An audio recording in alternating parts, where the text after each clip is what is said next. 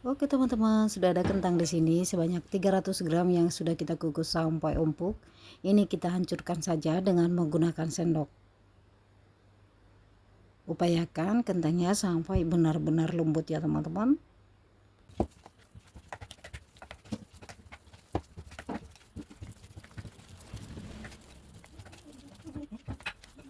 Lanjut, bahan yang kita tambahkan berikutnya 1 butir telur, lalu diaduk aja sampai tercampur dengan merata. Ini sampai telurnya meresap pada kentang yang sudah kita haluskan ya teman-teman.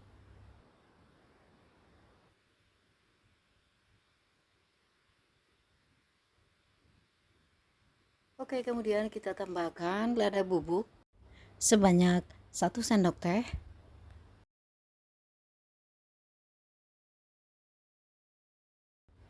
Dan kita tambahkan juga garamnya setengah sendok teh atau sesuai selera.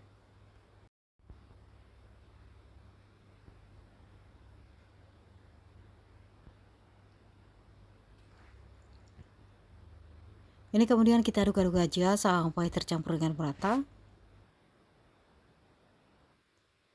Untuk garamnya nanti sesuaikan dengan selera teman-teman. Untuk bumbu yang dihaluskan 2 siung bawang putih. Selain menambahkan rasa, juga cemilan kentangnya nanti makin wangi aromanya. Nah ini kemudian kita masukkan aja 1 batang daun bawang dan juga 1 batang daun seledri yang sudah kita cincang halus. Nah teman-teman, terlihat sedikit di sini ya volumenya, ini karena kita ambil dari freezer.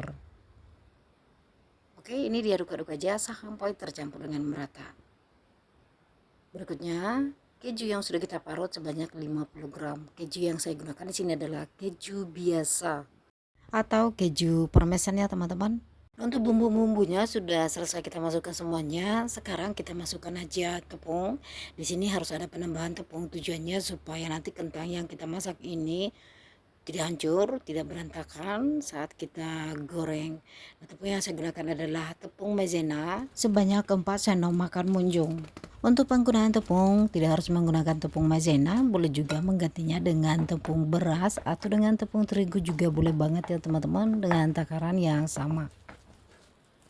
Ini diaduk-aduk aja sampai tercampur dengan merata. Pastikan tepungnya tidak ada yang menggumpal-gumpal. Untuk adonannya tidak ada penambahan air sama sekali, supaya nanti rasa kentangnya tetap kerasa ya teman-teman, karena tepung yang kita gunakan juga tidak banyak-banyak. Oke, ini diaduk-aduk aja sampai tercampur dengan merata, tidak ada tepung yang menggumpal ataupun menggerindil. Dalam pembuatan adonannya ini tidak ada penambahan air sama sekali. Cukup dari telurnya saja tadi untuk melarutkan tepungnya ya teman-teman. Nah, adonannya sudah selesai, jangan lupa untuk diicip-icip untuk menentukan rasa garamnya. Kalau dirasa masih kurang garamnya, boleh tambahkan sesuai dengan selera teman-teman. Nah, seperti ini adonannya, tidak encer, juga tidak terlalu padat banget ya teman-teman. Adonannya di sini terasa ringan nih. Lanjut, langsung aja kita masukkan ke dalam kantong plastik. Saya gunakan di sini kantong plastik biasa atau menggunakan kantong plastik segitiga juga boleh banget ya teman-teman. Ini sengaja kita masukkan ke dalam kantong plastik seperti ini, tujuannya supaya nanti adonannya saat kita goreng bisa kita bentuk dengan rapi. Namun jika teman-teman ingin yang lebih simpel saja, boleh langsung disendokin aja ke dalam minyak penggorengan tanpa harus menggunakan kantong plastik loh. Nah, plastiknya kemudian jangan lupa agar ujungnya digunting agak besar supaya nanti adonan bisa lebih mudah keluar dari kantong plastik. Langsung aja digoreng dalam minyak panas. Nah, seperti ini ya teman-teman, saya bentuk spiral seperti ini. Untuk bentuknya sesuaikan dengan selera teman-teman. Boleh menggorengnya dengan bentuk memanjang atau bentuk stick atau spiral seperti yang saya bikin, ataupun bentuk zigzag atau mungkin teman-teman punya ide lain selain yang saya sebutkan tadi. Oke, sesuaikan aja dengan selera teman-teman. Untuk api yang kita gunakan di sini adalah api yang sedang ya teman-teman.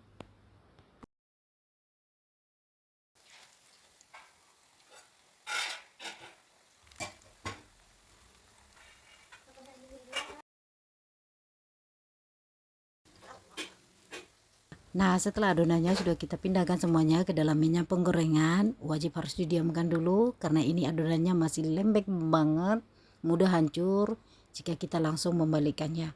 Jadi tunggu hingga kulitnya mengering ya teman-teman. Nah, di sini saat kita goreng bentukannya kokoh, tidak hancur karena tadi ada tambahan tepung di dalamnya. Jika bagian bawahnya sudah dirasa sudah kering dan juga sudah berubah warna, sudah bisa dibalikkan. Namun jika bagian bawahnya masih pucat, tunggu hingga agak mengering, oke?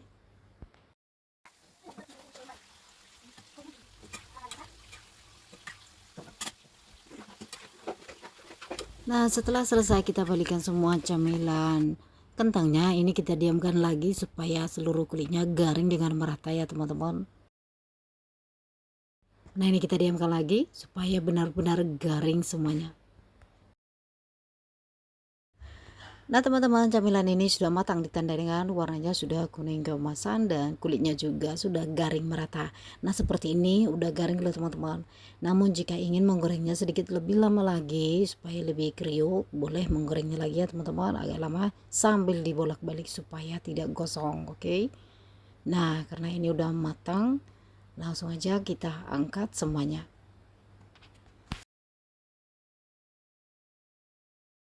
Setelah kita angkat seperti ini, kemudian kita tunggu dulu, diamkan dalam saringannya supaya minyaknya benar-benar tiris. Jika sudah, langsung aja kita hidangkan dan ini dia hasilnya. Camilan kentang sederhana banget dengan bumbu dapur yang biasa kita sediain di rumah ya teman-teman. Ini gampang banget, wangi aromanya. Nah kita potong nih, empuk banget loh teman-teman, dalamnya empuk banget. Rasa bawangnya kerasa banget dari dan bawang dan juga bawang putihnya. Selain itu aromanya juga wangi ya teman-teman. Kejunya kerasa, kentangnya juga kerasa. Ini enak banget camilan kentangnya. Makanya nggak cukup satu nih teman-teman. Ini pedasnya pedas lada.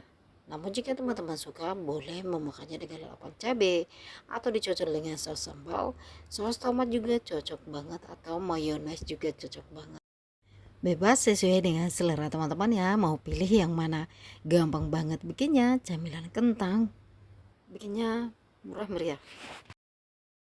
Nah teman-teman, gimana? Tertarik untuk mencobanya? Olahan kentang bisa dicoba nih.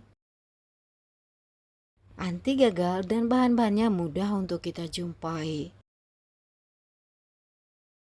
Nah, gimana? Selamat mencoba.